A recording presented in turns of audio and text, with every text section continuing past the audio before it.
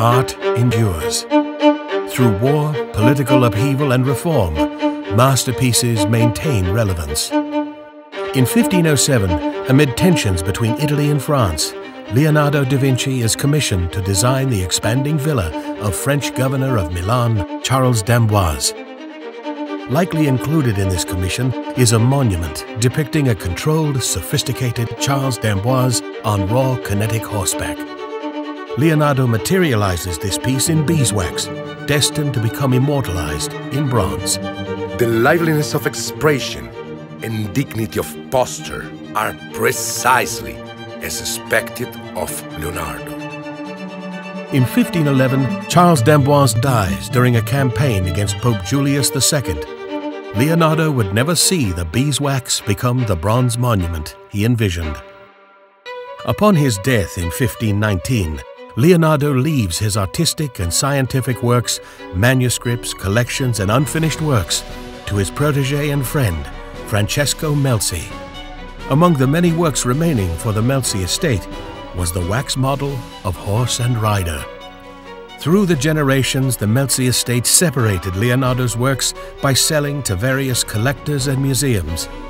By the late 1800s, Horse and Rider would become a part of the San Giorgi collection in Rome. Hitler rises to power in 1933. Museums and galleries were raided by the Nazis, scattering many precious artworks about Europe, the effects of which remain in the headlines today.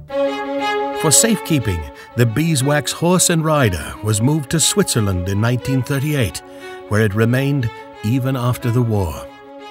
In the early 1970s, Dr. Carlo Pedretti, the world's premier Leonardo da Vinci scholar, discovers Horse and Rider while contributing to the works of the drawings of Leonardo da Vinci in the collection of Her Majesty the Queen at Windsor Castle.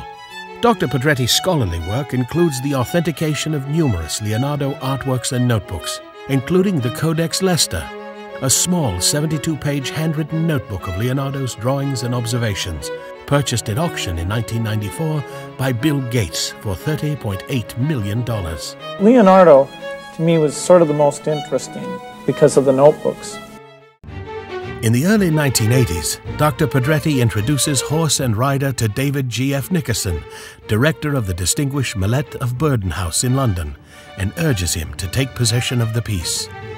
In my opinion, this wax model is by Leonardo himself. Unfortunately, the near 500-year-old Horse and Rider wax model was showing multiple signs of deterioration. A latex mold was made to protect the artistic integrity of the work. This mold would finally realize Leonardo's vision of becoming bronze. The mold is acquired by U.S. businessman Richard Lewis in 1987. It would be 25 years before the mold was transformed into a single original bronze. Carefully researching the right time and place, in 2012, Lewis casts in bronze Leonardo's creation immortal. The original bronze is unveiled for the first time at Greystone Mansion, Beverly Hills, California, on August 27, 2012. Horse and Rider is the only sculpture in the world derived directly from a wax model by Leonardo himself. The proportions throughout this entire piece, the rider, the horse, the command of the horse, this was really something that was lived through the eyes of one of the greatest men to ever walk this earth. Being the only remaining evidence of Leonardo's sculptural work, the bronze creation, Horse and Rider, provides a completely unique interaction with the master artist, Leonardo da Vinci. Horse and Rider provides a fascinating glimpse of what could have been. It's so much more than just a simple portrait. Everything inherent in Leonardo's art is present in Horse and Rider, from his fascination with equestrianism to his utilization of divine proportion. Horse and Rider is indeed a masterpiece.